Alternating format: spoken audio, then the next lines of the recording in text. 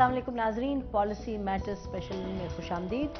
नाजरीन, आज हमारे पास प्रोग्राम में बहुत एक ख़ास मेहमान हैं, सेनेटर हैं, लेफ्टिनेंट जनरल रह चुके हैं, मुख्तलिफ मिनिस्ट्रीज़ उन्होंने हेड की हैं और ये वो शख्सियत हैं जिसने पाकिस्तान की जो मुख्तलिफ इदारे हैं और मुख्तलिफ ओहदों पर आधी सदी गुजारी है। नाजरीन, 2007 में ये मिनिस्ट्री इन्होंने आखिरी संभाली और अब भी ये सेनेटर हैं। हमारे मेहमान हैं senator lieutenant general retired Javed Ashraf Qazi. Welcome to the programme general साहब। Thank you very much ji. General साहब, हमने सोचा कि आज कुछ गुफ्तगू करें पाकिस्तान की इदारे और पाकिस्तान की आर्मी के हवाले से ख़ास तौर पे, क्योंकि ये तो सबसे पहले बताइए कि जो पाकिस्तान की army has come under a lot of attack, a lot of criticism, ये कोई यूजुअल चीज़ है या आपको कुछ अनयूजुअल लग रहा है इसमें? मेरी लाइफ स्पैन में तो जी ये पहला एक्सपीरियंस है कि मैं देख रहा हूँ कि आर्मी इतनी ज़्यादा अंडर प्रेशर है। कुछ तो आर्मी अंडर प्रेशर थी या डिफेंसिव पर थी बिकॉज परवेज़ मुशर्रफ साहब की हुकूमत ख़त्म हुई थी, और चाहे सर्विंग आर्मी इन्वॉल्व थी या नहीं थी, ब्लेम उन पर आया। किस चीज़ पर के जनरल मुशर्रफ? क्योंकि मुशर्रफ आर्मी से थे और उन्होंने कहा जी आर्मी, तो आप भी पार्ट ऑफ पार्सल थे। Very much part of his team. लेकिन जो आप सर्विंग आर्मी जाते नहीं, आप ऑफेंसिव पे ही रहते हैं, जो भी कॉन्स्टिट्यूशन टूटे ना टूटे कुछ, you don't go on the defence. नहीं जी, नहीं, ऐसी कोई बात नहीं है। नहीं? अच्छा। जहां होना हो वहां होना पड़ता है। अच्छा। लेकिन द फैक्ट इज कि सर्विंग आर्मी इन्वॉल्व नहीं थी, और सर्विंग आर्मी जो है वो खामखा की उस पर अटैक आया। जनरल मुशर्रफ खुद सर्विंग नहीं जनरल खुद थे ना, लेकिन उन्होंने अपने साथ बाकी जो इन्वॉल्वमेंट की mainly it was retired officers. उन्होंने मार्शल लॉ नहीं लगाया, मिलिट्री कोर्ट्स नहीं लगाए। लेकिन जनरल साहब देखिए, जनरल मुशर्रफ ने पाकिस्तान आर्मी की टॉप कमांड को अपनी पॉलिटिकल पार्टी बना के चलाया था। आपको पता है at the end of the day trust वो करते थे ना। ट्रस्ट और की डिसीजंस वहां से। नहीं, ये ठीक है कि वो उनको कंसल्ट करते थे, पॉलिटिकल पार्टी उनकी वो थे, कंसल्ट करते थे। बट द फैक्ट इज कि जो आदमी प्रेसिडेंट भी हो, मार्शल लॉ एडमिनिस्ट्रेटर तो नहीं थे, लेकिन चीफ एग्जीक्यूटिव थे, वो तो मार्शल लॉ एडमिनिस्ट्रेटर से ज्यादा थे, क्योंकि he was law unto himself, जो सुप्रीम कोर्ट ने जजमेंट उनको दे दी। मैं यही कह रहा हूं, इसलिए वो चाहे कंसल्ट करें या ना करें, the fact is that towards the end it was only his decisions, he used to take the decisions and the rest did not matter that. चले वो तो चले गए ना जनरल मुशर्रफ साहब, मतलब वो तो चले गए। अब बात करते हैं जो आज जहां हम खड़े हैं। जी हाँ, ये आप कह रहे हैं कि आर्मी, आप अग्री कर रहे हैं कि ये बड़ा एक यूनिक चीज़ है, इस तरह का क्रिटिसिज्म आर्मी ने सहा नहीं, तो उसकी वजह क्या? मेरे ख्याल में जी कुछ तो ये है कि आर्मी अपने आप को डिफेंड कर नहीं सकती, आईएसआई अपने आप को डिफेंड कर नहीं सकती, क्योंकि वो प्रेस में नहीं जाते। और नहीं जाते जनरल साहब, इतनी 2 मील लंबी आईएसपीआर की प्रेस रिलीज आई, आईएसआई ने 3 दफा स्टेटमेंट्स दी। नहीं, ये भी बड़ी मुश्किल से और बड़ा मेरा ख्याल है, और उनके पास दोस्त हैं मीडिया में जो आके उनकी पोजीशन बयान ये बड़ी अनयूजुअल बात थी कि उन्होंने आईएसआई ने कोई स्टेटमेंट दी, वरना आईएसआई चुप करके they have been accepting all the bashing and they have not been answering. लेकिन ISPR is the spokes person. Bashing आप किसको कह रहे हैं? आईएसआई को हर चीज का ब्लेम, चाहे पाकिस्तान में कुछ हो जाए तो वो ये नाम कोई आईएसआई का लगा दिया जाता है। बात करें, इंडिया की तो नहीं बात करें, पाकिस्तानी तो हर चीज पे आईएसआई को ब्लेम नहीं करते हर चीज पे एजेंसीज क्या देते हैं, अगर डायरेक्टली आईएसआई नहीं कहते। अच्छा, तो देखिए ना, आईएसआई मसलन आप खुद देखें, अगर आप बात करें सियासत में इन्वॉल्व होना, अगर आप बात करें और मुख्तलिफ एडवेंचर्स में इन्वॉल्व होना। एक सेकंड, मैं इसलिए कह रहा हूँ, मुझे जरा क्लियर बात कर लेने दें। जब मिलिट्री गवर्नमेंट आती है तो वो आईएसआई को जरूर यूज करते रहे और आईएसआई मिस यूज करते रहे, बिकॉज एक तो उनकी पॉलिटिकल पार्टी नहीं होती, सो वो आईएसआई को अपनी पार्टी करने के लिए वो आईएसआई को यूज करते हैं। अदर देन दैट, जब भी कभी सिविलियन गवर्नमेंट आई है, मैं नॉर्मली कहूंगा, बिकॉज 1-2 इंस्टेंस ऐसे हैं जहां प्राइम मिनिस्टर्स ने डीजीआईएसआई अपनी मर्जी का लगा के और फिर उसको यूटिलाइज करने की। कॉन्स्टिट्यूशनली तो मर्जी का लगाना होता है ना जी, वो तो मर्जी का लगाना होता है, लेकिन आर्मी एक पैनल भेजती है, सूटेबल ऑफिसर्स का एक पैनल भेजती है, और normally prime minister is supposed to pick up an officer out of the panel. लेकिन ये 3 दफा हुआ है कि प्राइम मिनिस्टर ने आर्मी के पैनल को रिजेक्ट करते हुए अपनी मर्जी का डीजीआईएसआई लगाया, اور تینوں دفعہ it did not work out well. اچھا، ایک دفعہ جب لگا تو وہ لیفٹیننٹ جنرل جاوید ناصر کو لگایا، اور جب اس کے بعد ان کو ہٹایا گیا تو آپ نے آن دا ریکارڈ کہا کہ اٹ واز ڈیکلن والش کا بھی میں پڑھ رہی تھی انٹرویو، آپ نے ان سے کہا کہ when I took over it was known as the rogue agency and it was I had to do a clean up job. وہ یہ تھا کہ we were on the terrorist watch list, اور ہمارے پروفیشنلزم ایجنسی میں ختم ہو چکا تھا. لوگ تبلیغ کرنے جا رہے ہوتے تھے، آئی ایس آئی والے یونیفارم نہیں پہنتے تھے، سب سول کپڑوں میں چلے گئے تھے. ڈسپلن کافی حد تک بریک ڈاؤن ہوا تھا. اسی لیے پھر کافی مجھے کلیننگ اپ کرنی پڑی اور کافی لوگوں کی چھٹی بھی میں نے کروائی. اچھا، یہ دیکھیے آپ نے کلیننگ اپ کی بات کی، جنرل مشرف صاحب سے جب بات ہوتی تو وہ بھی فرماتے تھے کہ بہت مسائل ہیں، وہ میں 2000 کے بعد کی بات کر رہی ہوں، اور کہ یہ ایک سوچ ہے جس کی آپ کہہ رہے ہیں کلیننگ اپ کرنے کی ضرورت تھی. تو اور ابھی دیکھیے حال میں جو ایک بریگیڈیئر اور پھر 2-3 میجرز کو بھی کراس ایگزامن کیا جا رہا ہے، تو یہ مسئلہ ہے یہ ابھی تک قائم ہے؟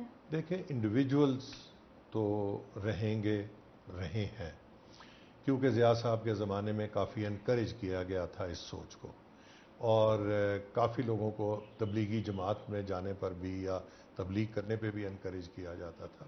کچھ لوگ یہ بھی سمجھتے تھے کہ شاید by pretending to be very religious ان کی پروموشن ہو جائے گی، نمبر بن جائیں گے.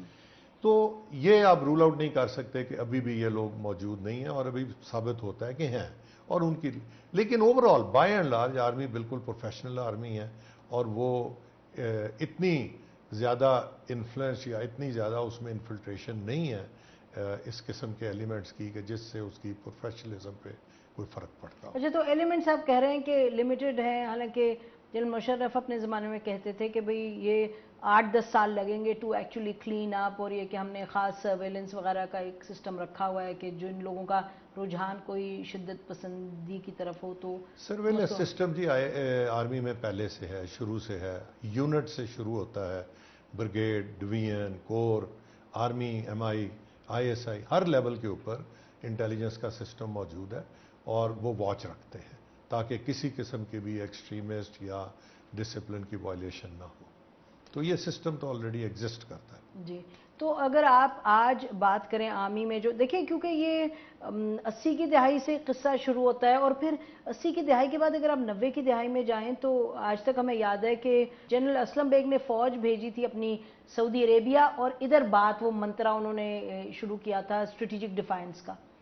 تو وہ جو ایک سوچ تھی، مطلب اس طرح کے آرمی جنرل کا تو کورٹ مارشل ہونا چاہیے تھا، ٹو بی ویری فرینک. ان کو تو بڑے آرام سے ان کی ریٹائرمنٹ ہوئی. Is it not a fact کہ شارٹس کرافٹ کے پاس گئے ہوئے تھے آپ کے یونٹس وہ آر فائٹنگ، اور یہاں ہی talking about strategic defence? I don't know what made him change his mind, کیونکہ پہلے تو یونٹ ہماری سعودی عرب میں تھیں اور ان کا بھی مائنڈ یہی تھا، کیونکہ میں اس وقت ڈی جی ایم آئی تھا. انہوں نے میرے ساتھ ڈسکس بھی کیا، اور ہم نے ایک پیپر بھی لکھا جس میں اسٹریٹجک ڈیفائنس کا پیپر آپ نے لکھا تھا؟ نہیں، اسٹریٹجک ڈیفائنس کا وہ یہ ہوا کہ یہ ایک وزٹ پر گئے، ہم نے ایران وغیرہ نہیں اپنے لوکل ایک گیرزن میں گئے، وہاں پہ انہوں نے کچھ ڈسکشن کی ایک صاحب سے، تو واپس آ کر ان کا مائنڈ بدل گیا، اور انہوں نے پھر تقریر کی. کوئی خاص صاحب تھے؟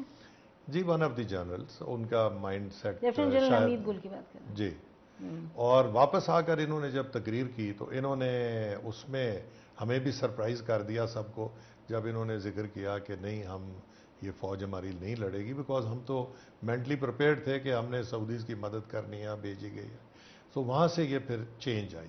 تو دیکھیے، اگر آرمی کے ایک جنرل میورک بنتے ہیں اور ڈسپلن توڑتے ہیں، اور میں یہ صحیح کہہ رہی ہوں کہ انسٹیٹیوشنلی تو انڈر مائن کیا نا جو ایک انسٹیٹیوشنل کنسنسس تھا، تو نو بڈی کوڈ کوسچن. نہیں، اب چیف کو انہوں نے کنونس کر لیا، اور چیف نے کہا کہ نہیں، ہم جو ہے وہ لڑائی نہیں لڑیں گے ان کے. چیف تو خود ہی تھے جنرل اسلم بیگ تھے نا، تو اب جنرل بیگ تو چیف کی تو ڈیسیژن فائنل ہوتی ہے، اور انہوں نے کہا کہ نہیں، ہم نہیں لڑیں گے.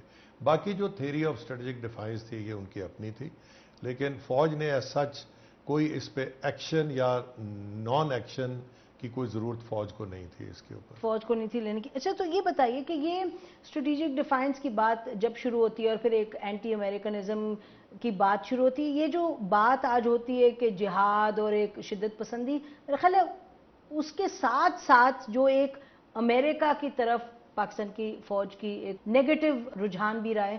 تو یہ جو ایک کانٹرڈکشن ہے, ایک طرف آپ امریکہ سب سے بڑا ایلائی ہے, امریکہ کے ساتھ فوج کے سب سے گہرے تعلقات اگر سوسائٹی کے کسی حصے کے ہیں امریکہ کے ساتھ وہ فوج کے, لیکن فوج ہی میں سے آوازیں نکلتی ہیں اینٹی امریکنزم کی, اور پھر وہ آ کے آپ کو خود ایک کانٹرڈکشن ہے وہ کھائی جاتی ہے ملک میں. نہیں, یہ کنٹرڈکشن نہیں, اگر آپ اس کو نیشنل انٹرسٹ کے پوائنٹ آف ویو سے دیکھیں تو کنٹرڈکشن نہیں ہے. کانٹرڈکشن نہیں ہے اس لیے کہ ہمارے انٹرسٹ میں تھا, ہمیں جو ویپنز امریکہ سے مل سکتی تھی کہیں اور سے نہیں مل سکتی تھی, تو ہماری ضرورت تھی ان کے ساتھ الائنس کرنا, بیکاز ہم نے اپنی آرمی کو اکوپ کرنا تھا. ایک بہت بڑا دشمن ہمارے بارڈر کے اوپر موجود تھا, ہمارا ان کے ساتھ ڈسپیوٹ ہے جو کہ انریزالوڈ تھا, تو ملک کی سلامتی کے لیے ہمیں الائنس میں جانا پڑا.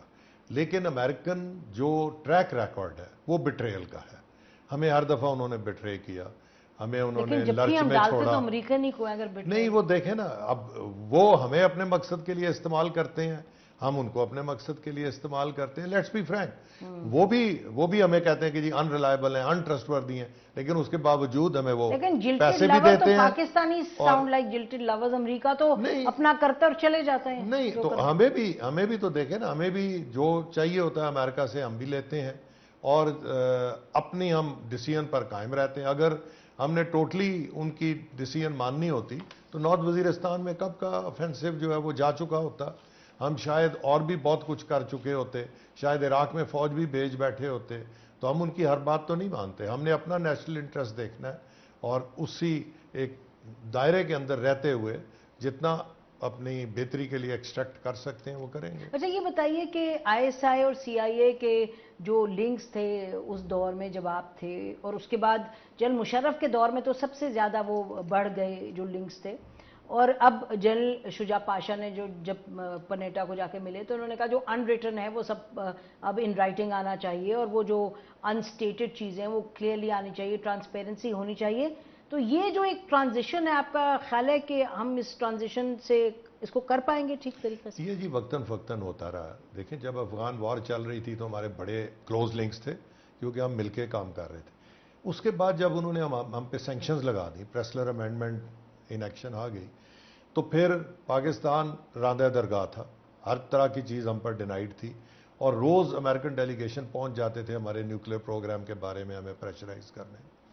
ان دنوں میں بھی ہمارے سی آئی اے کے ساتھ لنکس ضرور تھے, لیکن پھر وہ لنکس وہ نہیں تھے جو پہلے تھے. اب سی آئی اے ہمارے سے آتی تھی چیزوں کی ڈیمانڈ کرنے, ہماری یہ چیز واپس کریں, وہ واپس کریں جو انہوں نے پہلے, اور ہم کہتے تھے ان کو کہ وہ افغان وار میں ختم ہو گئی ہے, اب ہمارے پاس نہیں ہے. تو اس قسم کے ہماری ریلیشن شپ ہوگی.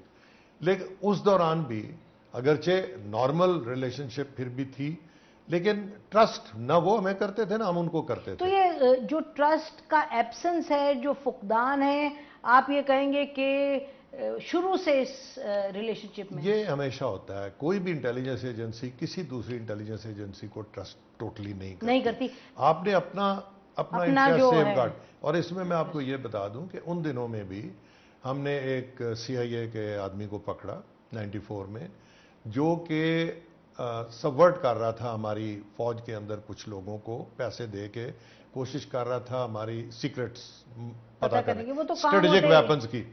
اسٹریٹجک ویپنز کے بارے میں, اور وہ ہم نے اس کو ٹریک کر لیا, پکڑ لیا. تو وہ پھر سزا ہوئی, جو فوج کے لوگ انوالوڈ تھے ان کو بھی سزا ہوئی, اور جو سی آئی اے والا تھا وہ تو 12 گھنٹے کے اندر ملک سے چھوڑ کے تو غائب ہو گیا. تو ریلیشن شپ میں آپ کہہ رہے ہیں نہیں, بٹ تو یہ چیز چلتی ہے, لیکن براڈلی پاکستان امریکہ کے تعلقات جو ہیں سی آئی اے آئی ایس آئی سے ہٹ کر کے بھی ایک ڈسٹرسٹ تو ہے اس ریلیشن شپ کا, وہ بھی جی ہے, اس لیے کہ ان کے اپنے نیشنل انٹرسٹ ہیں, ہمارے نیشنل انٹرسٹ ہیں, اور وہ ٹوٹلی کوئنسائڈ نہیں کرتے. اور آپ کہہ رہے ہیں کانفلکٹ آف انٹرسٹ موجود ہے دونوں میں. یہ, اور آپ کہہ رہے ہیں کہ کسی حد تک یہ ہوتا ہے تعلقات میں. جی بالکل, انٹیلیجنس ایجنسی میں ہوتا ہے. کبھی بھی آپ کسی بھی انٹیلیجنس ایجنسی کو کے علاوہ دیکھیں نا, پاکستان چائنا کے جو تعلقات ہیں government to government, Pakistan China کے ابھی تک کانفلکٹ آف انٹرسٹ نہیں ہے کوئی بھی. اس لیے ہمارے بڑے اچھے تعلقات ہیں. کل کو اگر کوئی ایسی کانفلکٹ پیدا ہو جاتی ہے جہاں ہم سمجھتے ہیں کہ ہمارے نیشنل انٹرسٹ کے خلاف وہ کوئی بات کر رہے ہیں تو نیچرلی پھر سچویشن مختلف ہو جائے گی. ناظرین اس پوائنٹ پہ بریک لیتے ہیں, بریک کے بعد پھر آپ کی خدمت میں حاضر ہوں گے اور بات کریں گے کہ جو آرمی ہے اس کے اندرون خانہ جو چیلنجز ہیں ملک کے اندر, جو سوال اٹھ رہے ہیں آرمی اور آئی ایس آئی کے حوالے سے, اس پر گفتگو کو جاری رکھیں گے بریک کے بعد.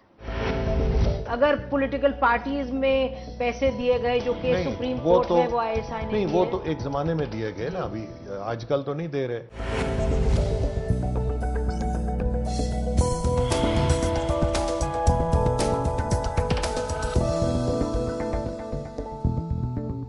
ویلکم بیک ناظرین گفتگو کر رہے ہیں ہم لیفٹیننٹ جنرل ریٹائرڈ جاوید اشرف قاضی صاحب سے.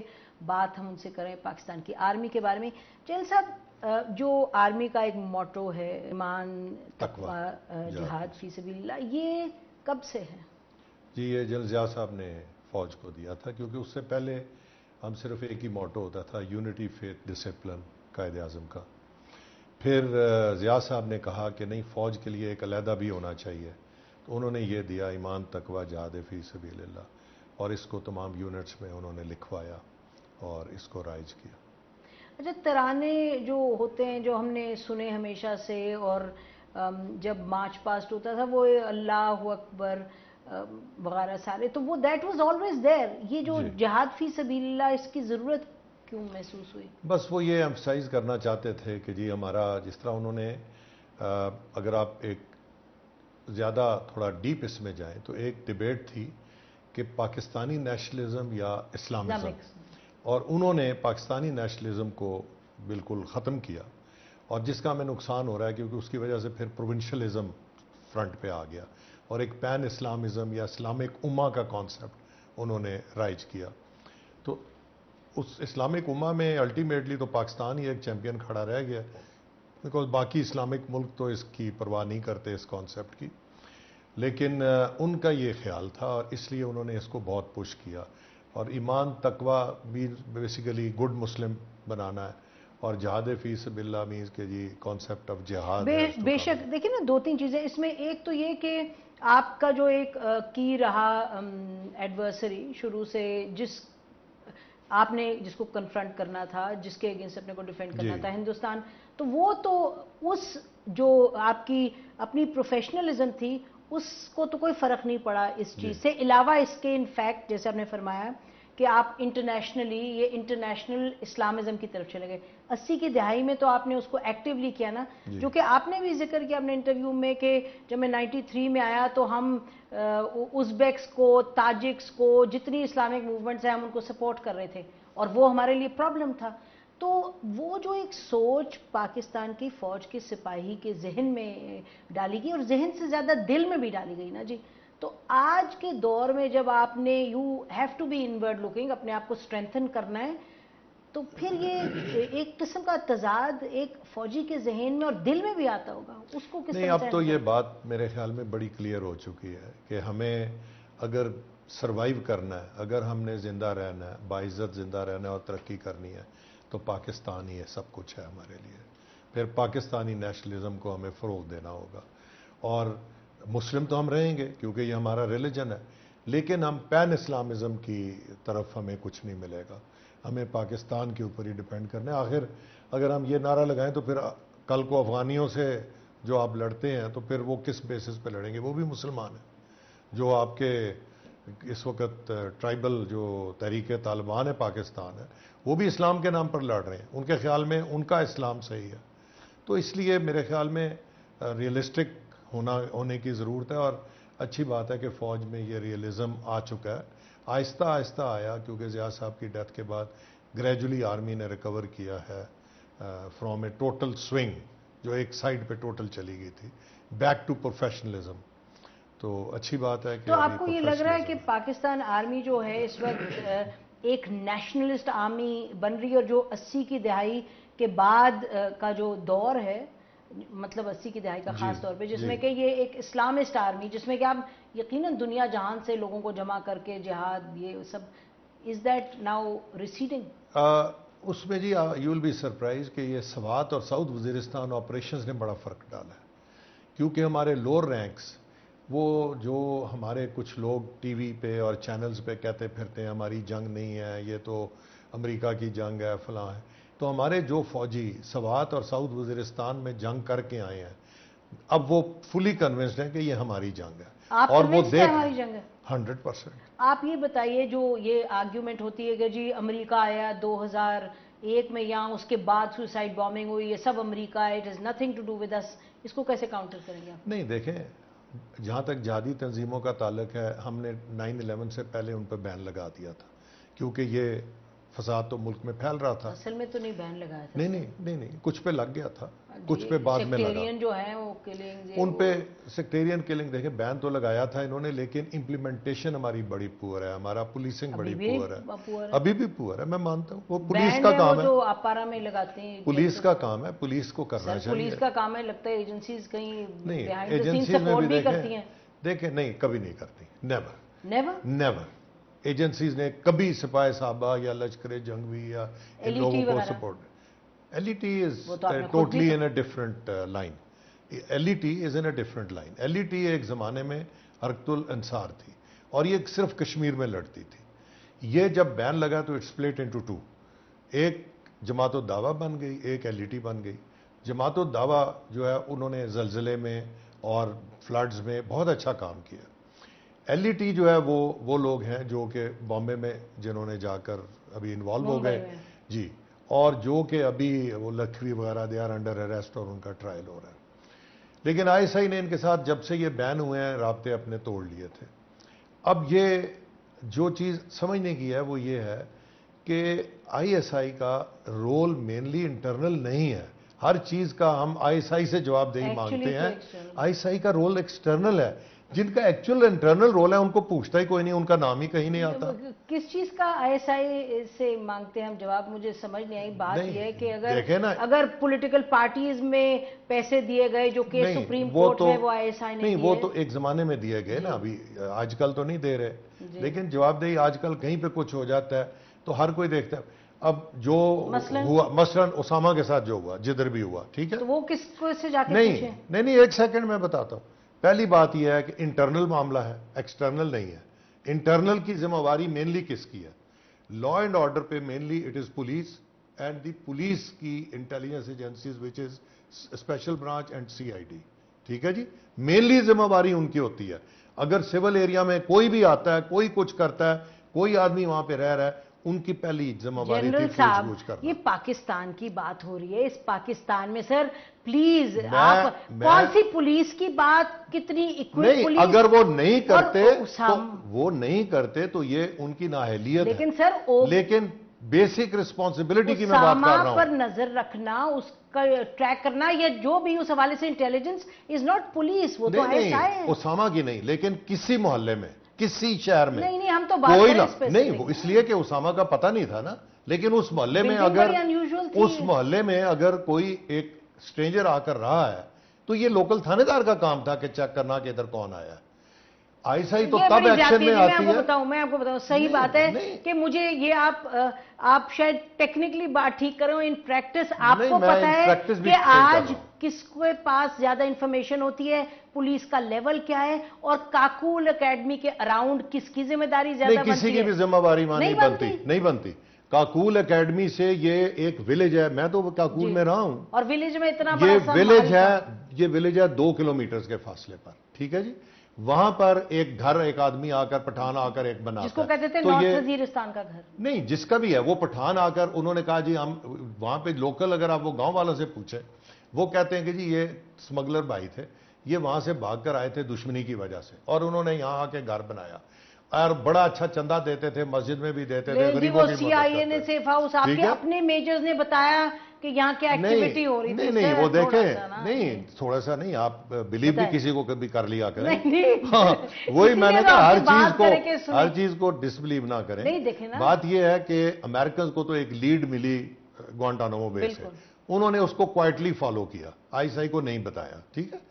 آئی ایس آئی کا فیلئر صرف اس حد تک آپ کہہ سکتے ہیں کہ انہوں نے دے فیل ٹو ٹریس اسامہ، آلرائٹ، ٹھیک ہے، یہ فیلئر ہے، کر لیتے، لیکن جہاں 99 سکسیسز ہوتی ہیں ایک فیلئر ہو جائے۔ ہم نے دی تھی یا انہوں نے؟ ہم نے فون کال کی تو ہم نے ان کو نہیں ہم نے فون کال کی دی، کریڈٹ تو دیا ہمیں، لیکن انہوں نے اس کی آئیڈینٹی کوریئر کی ان کو گوانٹانامو بے سے ملی. اچھا وہ انٹیروگیشن سے ان کو ملی کہ یہ کوریئر کا نام تو احمد الکویتی تھا. تو یہ آئی ایس آئی کی نظر میں ابھی تک یہ نہیں تھا کہ یہ کوئی پاکستانی ہے. یہ ان کو وہاں سے پتا چلا کہ احمد الکویتی کی اصل شناخت یہ ہے، یہ آدمی ہے. تو وہ پھر اس کے بعد سی آئی اے نے آئی ایس آئی کو نہیں بتایا اور کوائٹلی اس لیڈ کو فالو کیا اور وہ پہنچ گئے وہاں تک. ٹھیک ہے، تو اس حد تک آپ آئی ایس آئی کو بلیم کر سکتی ہیں، لیکن اس سے زیادہ نہیں. اور آئی بی کا تو نام ہی کوئی نہیں لیتا، جن کی ذمہ داری ایکچوئل ہے، پرائمری ذمہ داری ہے انٹرنل انٹیلیجنس، اس کا تو آج تک میں نے نام ہی نہیں سنا. نہیں اب دیکھیں نا، یہ اگر یہ بیہائنڈ دی سین آپ لوگوں نے کیا نا، کیونکہ آپ ہر وقت آئی ایس آئی کو ٹارگٹ کرتے ہیں. جی آئی ایس آئی اتنی ایکٹیو ہے، اتنی ایکٹیو ہے تو آپ کبھی کریڈٹ بھی ان کو دے دیا کریں. پھر آپ تو کریڈٹ دینا، اچھی چیز پہ کو کریڈٹ دینا آپ سمجھتے مناسب ہے؟ نہیں، پر مطلب ہم آگے کہیں آئی ایس آئی نے بڑا اچھا کیا، وہاں انہوں نے جا کے کووڈ، اور یہ چاہ رہے ہیں. اگر آپ کے ذہن میں یہ چیز ہے کہ ہاں ہماری ایک کووڈ یہ ایجنسی اچھا کام بھی کرتی ہے، اور یہ فیکٹ ہے کہ 9 آؤٹ آف 10 ٹائمز انہوں نے آپ کے ٹیررسٹ اٹیکس بچائے ہیں، انہوں نے ارلی وارننگ دے کر اس کو پری ایمپٹ کیا. ایک آدمی جہاں وہ فیلئر ہو جاتا ہے تو ہم اس کو ہمیشہ دیکھیے بلیم آئی کرتے ایس آئی ہیں. کیوں آتی ہے جن صاحب ڈیبیٹ میں آخر، اور دنیا کی اپنی ایجنسیز؟ آپ نے خود ہی کہا کہ صرف آئی ایس آئی ایکٹیو ہے، باقی اتنی ایکٹیو نہیں ہے ملک میں. نہیں میرا مطلب نہیں، وہ تو جو سیکیورٹی کے حوالے سے یہ تو مانیں گے نا آپ، the most well equipped, the most well funded, most well oiled, most well manned, یہی ہے نا جی. ویل رن، ویل چلیے وہ تو آپ کہیں گے، آپ کا یو مسٹ سے دس. باقی ویل فنڈڈ کی بات جو ہے وہ ذرا آپ بجٹ اٹھا کے دیکھ لیں، آپ آئی بی کا بھی اور آئی ایس آئی کا بھی. آئی ایس آئی کا بجٹ وہ کون سا دن ہوگا جب پاکستان میں کسی کو آئی ایس آئی کے منسٹری آف ڈیفنس سے پوچھ لیں، منسٹری آف ڈیفنس کے تھرو منسٹری آف ڈیفنس کا تو پتہ کسی کو پتہ ہی نہیں. Defence we get the budget through the Ministry of Defence. اب جہاں تک آئی ایس آئی کے پرومیننٹ ہونے کا تعلق ہے، if I get up from here اور منسٹری آف ڈیفنس کے پاس ہم جائیں اور کہیں، they will not give you، اس لیے کہ کوئی بھی کسی انٹیلیجنس ایجنسی کا بجٹ آپ کو کسی ملک کی کسی انٹیلیجنس نہیں ڈسکلوز کرتے. آپ کو خیال ہے سی آئی اے کا بجٹ پتا ہے ان کو؟ سی آئی اے کا بجٹ جو سی آئی اے کا باس ہے، اس کے علاوہ سی آئی اے جو امریکن پریزیڈنٹ ہے اس کو تو پتا ہوتا ہے. اس کو پتا ہے نا، اور یہاں پہ ہمارے پرائم منسٹر کو پتا ہوتا ہے. پتا ہوتا ہے، بالکل پتا ہوتا ہے. یہ جو اوور سائٹ کمیٹیز ہے، اوور سائٹ کا جو رول ہے یہاں تو بڑا ویک. نہیں، اوور سائٹ کا ویک اس لیے ہے کہ پہلے تو تھا ہی کوئی نہیں، یہ اب کچھ تھوڑا سا ایکٹیو ہوا ہے، اور وہ کیونکہ ہونے نہیں دیتے نا ایسا. نہیں، ایسی کوئی بات نہیں ہے. ہم نے اپنی ڈیفنس کمیٹی میں چیئرمین ہوں ڈیفنس کمیٹی کا، ہم نے ڈی جی آئی ایس آئی کو اپنی کمیٹی میں سمن کیا، بلایا، اس سے پوری بریفنگ لی آئی ایس آئی کی کمپلیٹ ڈیٹیلز پر. لیکن کچھ چیزیں ہیں جو کہ which are not supposed to be told, جس میں یہ this is one of them. Secret fund پھر سیکرٹ تو نہ ہوا نا اگر if it is disclosed to everybody. نہیں ہم تو کہہ رہے ہیں اوور سائٹ کمیٹی، یہ تو نہیں ہم کہہ رہے کہ آپ ہر ایک کو ڈسکلوز کریں، لیکن آپ جو اوور سائٹ کمیٹی یہاں تو ایک ریزسٹنس رہی ہے نا ہمیشہ جب بات ہوتی ہے. نہیں، کوئی ریزسٹنس نہیں. ہم نے جس کو بھی سمن کیا اپنی کمیٹی میں وہ آئے ہیں، اور ہم نے بریفنگز لیے ہیں فرام آل دی چیفز، اور ان کو کوشچننگ کی ہے باقاعدہ کمیٹی نے. ہم نے جو ہے وہ آئی ایس آئی کو بھی، بلکہ ڈی جی آئی ایس آئی کو تو خود ہم نے کمیٹی روم میں بلایا، باقی چیفز کو ہم نے کال آن کیا اور پھر ان کے ساتھ 1 گھنٹے کا سیشن لگایا. ناظرین اب ہم بریک پر جاتے ہیں، بریک کے بعد آپ کی خدمت میں حاضر ہوں گے، ہمارے ساتھ رہیے، اس گفتگو کو ہم جاری رکھیں گے. مطلب ڈیفنس منسٹر کو کوئی نہیں جانتا، آرمی چیف کو، وہ تو انیملیز ہے نا ہمارے سسٹم میں. جی لیکن ویسے by the way federal secretary grade 22 ہوتا ہے.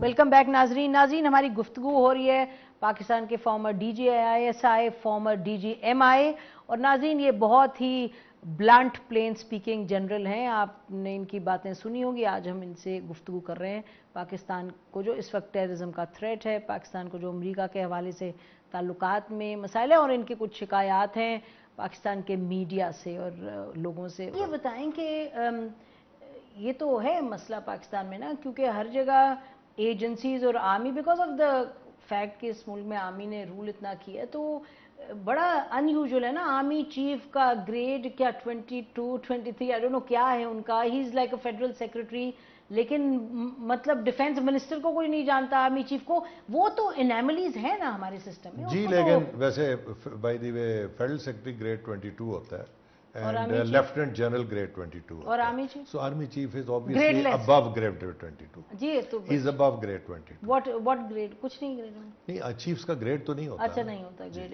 इस प्रोफेशनली उसका नहीं होता। अच्छा, ये बताएं कि अभी जो बात आप कर रहे थे आईएसआई की, ये बात ठीक है कि professional organisation as a professional agency कुछ काम जो है उसका है और वो कोवर्ट रहना चाहिए, लेकिन नेचुरली क्योंकि एक इन्वॉल्वमेंट सियासत में, पाकिस्तान में अगर क्रिटिसिज्म आईएसआई का वो इस वजह से है कि उसने आप बताइए बिल्कुल ठीक है, और मैं नहीं देखें, लेकिन इसमें आईएसआई का कसूर नहीं है, आईएसआई को ब्लेम ना करें। आईएसआई को अगर जो बॉस होता है उसका, जब कभी वो प्राइम मिनिस्टर होता है और कभी वो आर्मी चीफ या प्रेसिडेंट होता है, अगर वो उसको इसमें पुश करता है तो फिर आईएसआई करती है, खुद तो नहीं करती। अब मैं 3 साल 2.5 साल डीजी आईएसआई रहा हूं, मैंने कोई पॉलिटिकल रोल नहीं अदा किया, बिकॉज मैंने जाते ही कह दिया था आर्मी चीफ से, इसी अंडरस्टैंडिंग पे मैं गया था कि मैं पॉलिटिकल रोल नहीं करूंगा। और 4 प्राइम मिनिस्टर के साथ मैंने काम किया उस दौर में, 3 के साथ थोड़ा थोड़ा किया और बेनज़ीर साहिबा के साथ मैंने लंबा देर तक किया, लेकिन किसी ने आज तक मुझे ब्लेम नहीं किया कि मैंने किसी पॉलिटिक्स में हिस्सा लिया अपने दौर में, मैंने नहीं लिया। अच्छा, ये बताएं कि जो सियासी एक पहलू है, एक तो वो है, उसमें आप कह रहे हैं कि सियासतदानों का रोल है ज़्यादा, हालांकि देखिए ना, जब बेनज़ीर साहिबा की पहली हुकूमत को घर भेजना था तो उसमें आईएसआई का रोल था। नेचुरली जब हर दफ़ा जब सिविलियन हुकूमत गई है तो रोल तो आईएसआई का बनता था, तो it would be wrong to से कि जो इलेक्टेड गवर्नमेंट थी वो इस्तेमाल कर रही थी, अगर कर रही थी तो। देखें, अगर बेनज़ीर साहिबा की पहली हुकूमत गई तो प्रेसिडेंट इसाक खान ने भेजी, दूसरी हुकूमत गई तो फारूक लगारी साहब ने भेजी, नवाज शरीफ गए तो उनको गुलाम इसाक खान ने भेजा। तो उनके माइंड और जो नहीं, माइंड की बात नहीं है। आप आईएसआई रिपोर्ट करती है प्राइम मिनिस्टर को, ISI doesn't report to the president, prime minister is the boss. और prime ministers have been sacking the DG आईएसआईज, prime ministers have been picking up DG आईएसआईज on their own, तो prime minister is the actual boss of the ISI. अच्छा, ये बताइए, सिद्दीकुल फारूक साहब ने भी कहा कि आपने एक दफा उनको मार पिटवाई थी, ये सही बात है या नहीं है? नहीं, मैंने मार शार नहीं पिटवाई, अलबत्ता वो मैंने गुस्से में था सॉर्ट आउट, तो आईएसआई ने फिर नहीं, आईएसआई को मेरे नीचे तो नहीं थी उस वक्त। देखें, बात यह है कि उन्होंने उठकर एक बेहुदा किस्म के इल्जामात लगा दिए, जो कुछ भी रेलवे में हुआ है वो जी पता नहीं 22 अरब रुपए के वो कमीशन खा गए और ये ले गए वो ले गए, इस किस्म के इल्जामात लगाए थे उन्होंने। तो मैंने गुस्से में कहा था कि I will sort him out, आपने लेकिन मार की कोई ऐसी कोई बात नहीं हुई, ये बिल्कुल झूठ है। अच्छा, उन्होंने तो खैर कहा ये ड्रामा खेला उन्होंने और कुछ नहीं है, ऐसी ड्रामा खेला। चलें, वो जवाब दे देंगे कि ड्रामे किया था या असल था। ये बताएं कि आजकल अब जो बात हुई, मई का जो महीना गुजरा, इन a sense meltdown Mehran base और ये एबटाबाद का किस्सा वगैरह, उसके बाद जब नवाज शरीफ साहब कहते हैं कि जी आर्मी की अकाउंटेबिलिटी होनी चाहिए, साथ पॉलिसी पैरेलल बनाई हुई है, तो व्हाट वुड यू से कि नवाज शरीफ साहब जब बात करते हैं अकाउंटेबिलिटी की? देखिए जी, अकाउंटेबिलिटी तो हर आदमी की होनी चाहिए, लेकिन जब वो ये कहते हैं कि पॉलिसी जो है आर्मी ने अपनी बनाई है, तो अफसोस है कि वो प्राइम मिनिस्टर रह चुके हैं, उनको पता है कि आर्मी की इनपुट होती है पॉलिसी में हमेशा, और फाइनल डिसीजन हमेशा प्राइम मिनिस्टर की होती है, चाहे वो डीसीसी के थ्रू हो, चाहे वो defence committee of the cabinet के थ्रू हो, लेकिन final decision is always the prime minister of the country.